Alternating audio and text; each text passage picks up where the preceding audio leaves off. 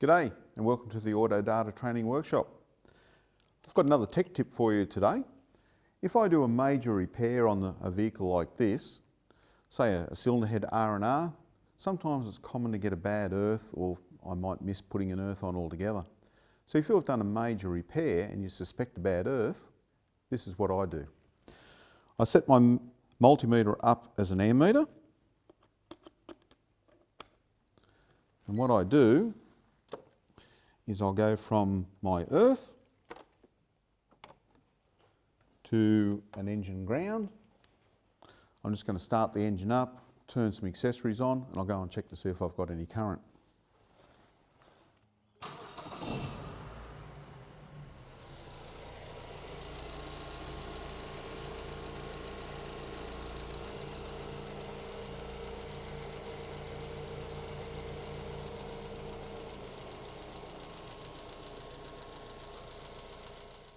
So if I got a large current draw on my ammeter there, I've got an issue.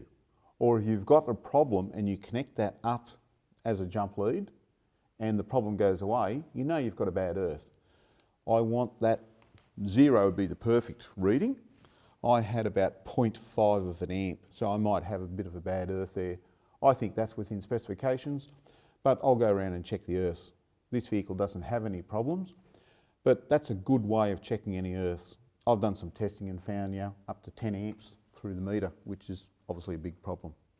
So if you've got any questions or like to leave any comments, or if you'd like access to our full Autodata Training library, why not subscribe today? Thanks for watching.